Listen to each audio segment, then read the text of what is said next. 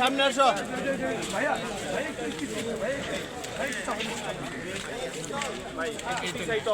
একটু আস্তে আস্তে ভাই, একটু পিছনে যাইতে পারি না ভাই, ক্যামেরা আপ করে ডাউন করুন।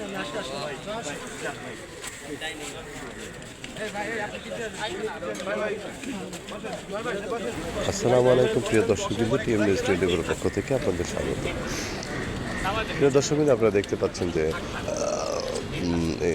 অর্থাৎ মিশা সওদাগর, নায়ক উজ্জ্বল, পরিচালক দেলোয়ার ঝন্টু এবং আরও অনেক হিরো কিন্তু এখানে এসছেন, পরিচালক এসছেন হিরো জাভেদকে বিদায় দিতে। নৃত্য পরিচালক একসময় জানেন যে আপনারা, সে কিন্তু একসময় হিরো ছিল মিশান ছবির এবং দীর্ঘদিন কিন্তু নৃত্য পরিচালনা করেছেন।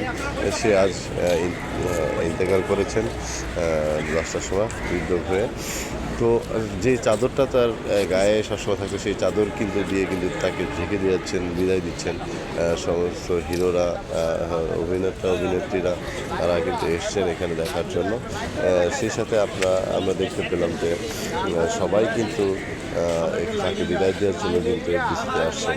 এখান থেকে তাকে নিয়ে যাওয়া হবে উত্তরা, ওইখানে দাফন করা হবে। আমরা পরিচালক দেওয়ান নজরুলের কাছ থেকে শুনবো তার বিস্তারিত। জাভেদের সঙ্গে আমার পরিচয় হয় এক মুঠো ভাতের। জাভেদ ছিল ডান্স ট্রেনার, তখন থেকে তার পরিচয় হয়, আমার সঙ্গে ভালো সম্পর্ক হয়। এরপরে এক মুঠো ভাতের পরে মধুমিতা মুভিজের আমরা নিশান আরম্ভ করি। নিশান ছবি হিরো কিন্তু জাভেদ ছিল না, ছিল জাফর ইকবাল।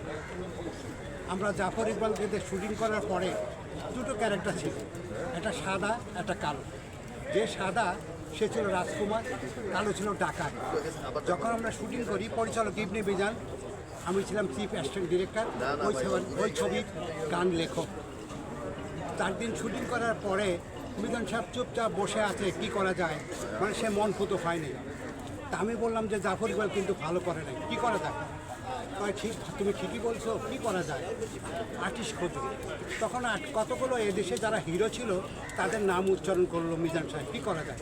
বললাম না, জাভেদকে আপনি কাস্ট করেন। মিজান ভাই বললো যে না, জাভেদ পারবে না, তোমরা অন্য কিছু দেখো। যা মিজান সাহেব চলে গেল, আমি জাভেদের বাসায় যাই।